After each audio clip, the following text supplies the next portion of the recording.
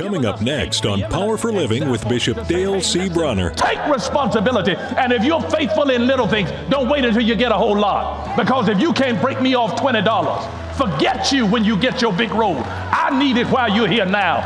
If you're not faithful in that which is little and least, you won't be faithful if you get a whole lot. That's just a dream.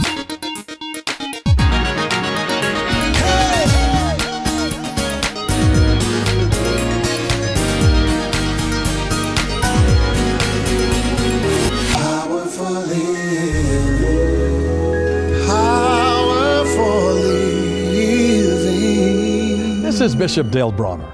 I want you to know that God is a unique God in that He can sometimes give you little and then breathe on it and make much out of it. We have to trust that even when you just have a little, it's like a seed. Everything that comes in the kingdom of God operates on a seed principle, something that is so little. And that's why we are told, don't despise the day of small beginning. The mighty oak begins as a tiny seed. Plant it, water it, and trust God to give the increase, because God specializes in making something great out of something ever so small. Get ready for your increase. I'm talking today from the subject, redeemers. Redeemers. You may be seated. I want to highlight as a redeemer somebody who was faithful with that belonged to another.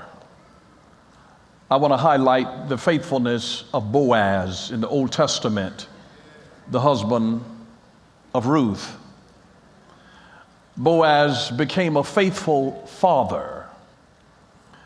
Actually, the Hebrew name Boaz means in him is strength. In him is strength. We need folks that bring strength. You know what another word for strength is? Courage. So to encourage means to put back into strength. So when a person has become weakened by failure, by disappointment, by lack, when they become weakened by mistakes, weakened by the delay of time for good things to happen for you, you always then need someone to encourage you, which is to put you back in strength. The name Barnabas, Paul's companion, meant encourager. He had the gift of encouragement. And he didn't try to find people that were already on top and encourage those, but he would go to the underdog, the underachiever, the quitters, those who had made mistakes, and encourage those. Because when you have a failure, sometimes it's like life knocks the wind out of you. And you need somebody to help you get your wind back. That's what a Boaz does. Because in him is strength. And if you are really a strong person, your greatest gift is to lend your strength then to weak people. So it is God who is strong, who gives might or strength to the weary. He gives strength to weak people. So when we are weak, He is strong. And this is why God's strength is made perfect. It is a perfect display of the strength of God when mankind will declare our weakness. Have you ever noticed that if you make a lot of money, you can't qualify for welfare? Your financial weakness is the thing that qualifies you to be able to receive support. So it is the same way here. Here is Boaz, that in him is strength. And there are a few things that men, fathers particularly, that they bring in the lives of their children. Stability, strength, and security. Stability, strength, and security. And they bring strength so every son, every daughter is going to have moments where they feel like, I can't do this. And it is the father who is charged to use his strength to lend it to his son or his daughter, whether it's in the swimming pool and you're saying, come on, you can do this. Whether it's on a basketball court and you say, come on, you can do this. Whether it's you've enrolled them in something and it's hard for them and they want to quit and you said, no, you can do this. You're going to finish what you started. They need strength, and it's a tremendous gift. And this was who Boaz became, because his very name means in him is strength. In him is strength. And there's a strength in you, and sometimes you don't realize that there's a strength in you until you tap into it. There have to be certain emergencies sometimes that actually activate or engage that reserve strength that you have on the inside. And isn't that crazy? They claim that, when you're in the gym working out and you're lifting and you go to the point of exhaustion that you are burned out, they said that every time that happens, you actually have 40% more capacity at the time when you feel like you can't go another step. While you're shaking on your way up, saying like, this is the last one. I mean, I've had to threaten trainers myself who are just pushing you, and I'm like, you know what, I'm giving you everything I've got right now. And to realize that there is something beyond that strength, and you tap into that strength when you find a why that is bigger than the current exhaustion. Because when you're tired, bone tired, and you got a little mouth that's depending on you, while you didn't have the strength to do it for yourself, you find the strength to drag yourself out of bed and to get up and to go to work because somebody is dependent on you. How many mothers and fathers have actually had to push themselves and find the strength because they had a compelling why? It's not that I always feel like doing this, but you do it because you know somebody is depending on you. If you can find a strong enough why, in your why is your strength. If you have discovered your why, you can conquer any what. And this is where Boaz was. He came in as a redeemer. Encouragement is an incredible gift, and I will tell you this. I don't know anybody, I don't care how old they are, I don't care how successful they are, I don't care how many accolades they have, I don't care how rich they are. Everybody, without exception, needs and appreciates encouragement. There is no such a thing as having too much encouragement. It's impossible to have too much encouragement. Everybody think that you're all up and that you're chipper all the time. You don't need it. No. The encourager needs encouragement. I've just never found anybody who did not need or was exempt from the need of encouragement. And so here is Boaz in that place. I'm an encouragement guy. It's one of my gifts. I've been doing it for so many years. Before I had a pulpit, I had a pen. And I would write people and encourage them. I'm amazed sometimes that 40 years later, people still have the letters that I wrote to them 40 years ago. 45 years ago, they still possess what I wrote to them. It's amazing. And so I'm glad. There are words like the words of Chris Berkman that said, encouragement is like water to the soul. It makes everything grow. Everything grow. Did you know encouragement makes everything grow? You ought to talk to your plants. Encouragement will help them grow. Talk to your goldfish, to your cat, your dog, I'm telling you, encouragement makes everything grow. Winston Churchill said that success is not final, failure is not fatal. It is the courage there, that word is, again, courage, the strength to continue that counts. Booker T. Washington said this, that if you want to lift yourself up, lift up someone else. You know it's impossible to lift somebody else up without lifting yourself up. If you want to lift yourself up, lift someone else up. Give to the other person what you need. because you reap what you sow, not what you intended to sow. And I think that I'm using Boaz here as the penultimate archetype here of a redeemer. The ultimate one is Christ himself. He redeemed all of mankind. But Boaz is perhaps the clearest biblical personification before Jesus of a human being redeeming another human being. Here's what a kinsman redeemer is. A kinsman redeemer is someone with the right and the responsibility to restore a family member in need. That's a redeemer. When you redeem something, you bought it back. You redeemed it generally out of slavery, out of bondage, out of debt. And so that's what a redeemer is. And so they had it that if a man was married to a woman and that man died and he had left a widow behind, then the brothers were supposed to redeem. One of the brothers would redeem the wife so that she was not left alone and without help. And redemption is not just a legal transaction. It's not just a legal transaction, but it is an act of love, it is an act of rescue, and it is an act of restoration. So when you find a kinsman redeemer, they are moving out of an act of love, out of an act of rescue, not out of an act of restoration.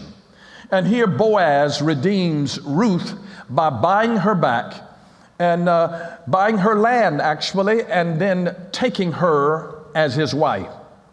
This is a very tender image of Jesus Christ redeeming his bride, the church. Because here's the deal, that when someone is redeemed, you are no longer owned by what held you.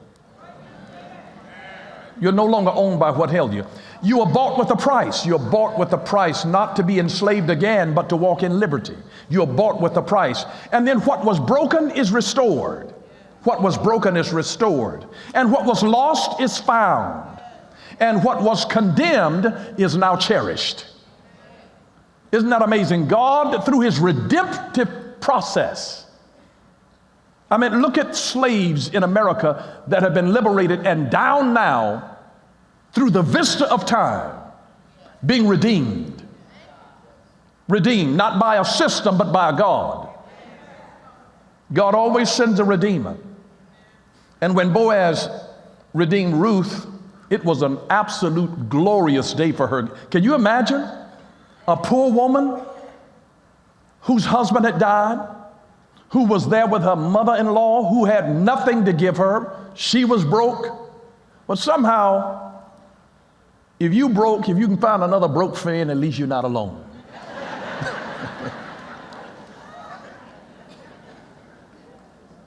But I love something in the attitude of Ruth that made her a really special girl. But this was a glorious day when she realized that she was being redeemed, not by anybody, but by a rich man. Boaz had something. And this was a glorious day when she discovered that she was redeemed. Some days you bloom, and some days you grow roots.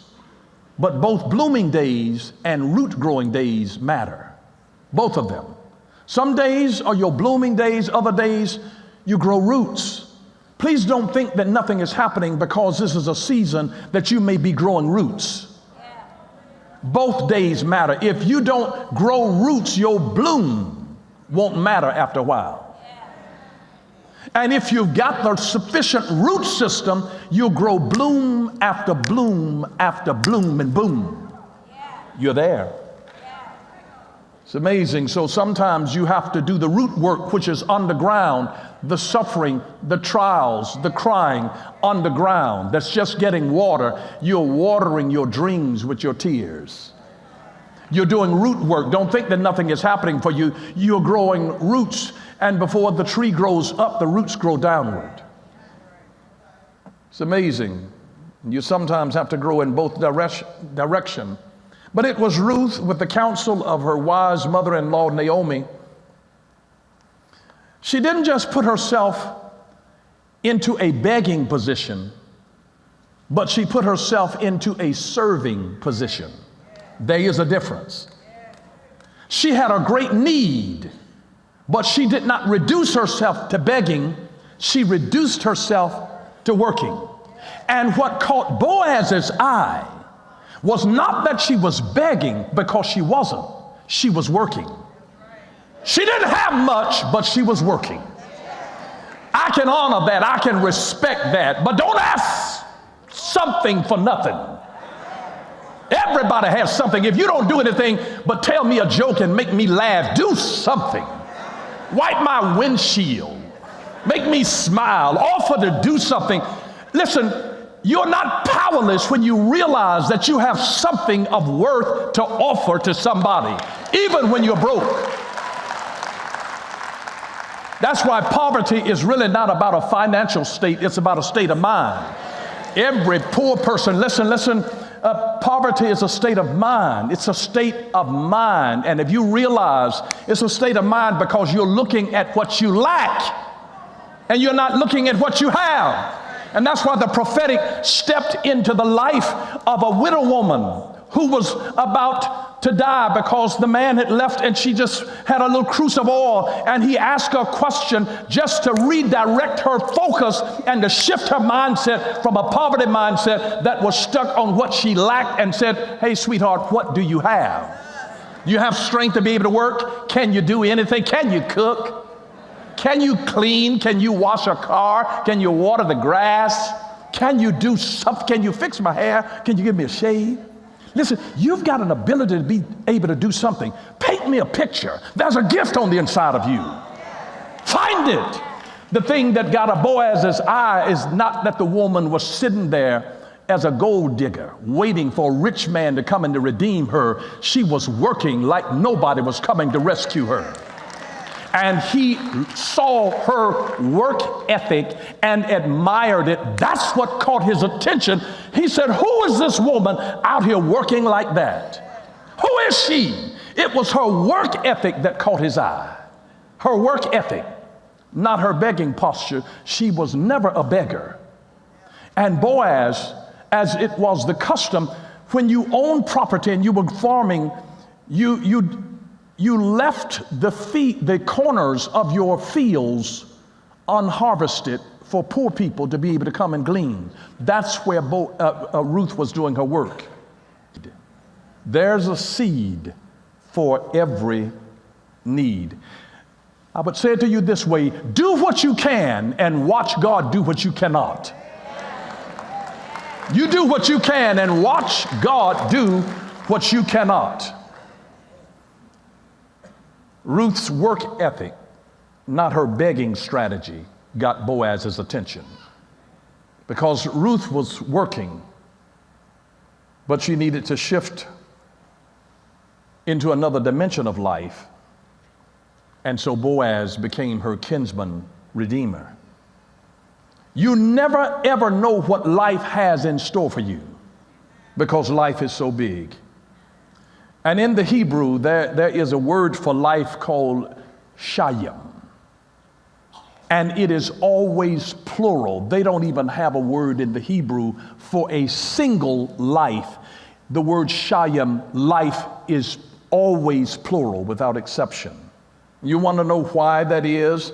I believe that it is because it is a multifaceted word of the nature of life itself. Because true life is about connection.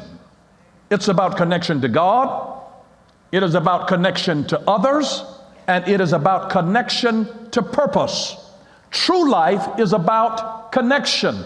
Life is not ever just one life. You live several lives. You live a life of a child. You live the life of a student. You live the life of an adult. You live the life perhaps of a spouse.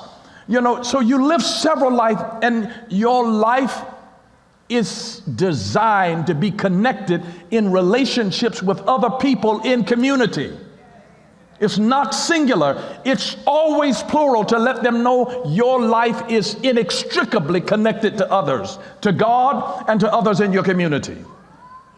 And so Hebrew, it doesn't just tell us what life is. The the Hebrew language of the Old Testament, it doesn't just tell us what life is, it tells us how to live it.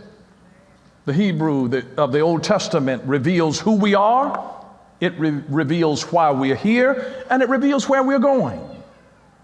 But I love the story here of Boaz as a kinsman redeemer, because Boaz's story is one of redemption for both Ruth and Naomi.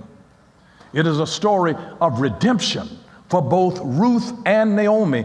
It is a story that begins with Naomi's loss, but it ends with her gain. It begins with death, but it ends in birth. It begins with a famine, but it ends with a feast. So how you start is not how you're going to end. God never ends on the negative. It was a story of redemption. He came in as a kinsman redeemer. He came in as a kinsman redeemer. And I want you to understand in the New Testament that we're still called to this same kind of redemption. If you'll notice James chapter 1 and verse 27, notice what the Bible says. Pure and genuine religion in the sight of God the Father means caring for orphans, those who have lost their father essentially, and widows, those who've lost their husband, in their distress, and refusing to let the world corrupt you. Refusing to let the world corrupt you, because Boaz is a man that chose to closely follow the commandments of God while he was living in a country where everybody was doing whatever was right in their own eyes. Boaz was surrounded by corruption and lawlessness and self-serving people, but Boaz chose integrity. He chose a life of responsibility, so he did not allow himself to be corrupted by the corruption that was in his culture. And at the end of the day, God met the needs of all of those who were involved, because Boaz had a need because he was an older man and he was all alone. He had no spouse and he had no children. Naomi had a need because she was destitute and widowed. Ruth had a need because she was widowed and destitute. And the good thing about it is that Ruth acted at the right time, and Boaz represented, he came and represented the Redeemer at the right time and in the right place. And he's a foreshadow of Jesus Christ, who is the ultimate kinsman redeemer. Jesus is the gospel. It is a story of his redemption of mankind. And I want you to realize this, that the gospel is both good news and good work, but the gospel is only good news if it gets there in time. Just think about that. The gospel is only good news if it gets there in time. Who might God be depending on you to take the gospel to in time before they die? One of my greatest joys has been able to take some spiritual sons and walk them through a process of leading their own natural fathers to Jesus Christ before they died. I've done it more than once. The fathers were dying without Jesus Christ. And on their deathbed, they led their fathers to Jesus. The good news is not good news if it does not arrive in time. Who might be depending on your opening your mouth and telling your redemptive story of Jesus in your own life? Because if it doesn't come in time, it is not good news. Good news is on a schedule. And you don't ever know when you meet somebody when it's going to be your last time having a conversation with them, taking for granted that they'll always be there. And the good thing about Boaz was a giving man, and so he never suffered with greed, though he was rich, because generosity breaks the spirit of greed. And instead of being greedy, he chose to leave the corners of his field for the poor to come and to gather whatever they needed. And I want you to know this about Boaz, because as a kinsman redeemer, you wonder what is it that was in this man's life that caused him to be compassionate and empathetic toward other hurting people. Whenever you find empathetic, loving, caring people, trust me, there's a story behind it. There is usually a moving story of suffering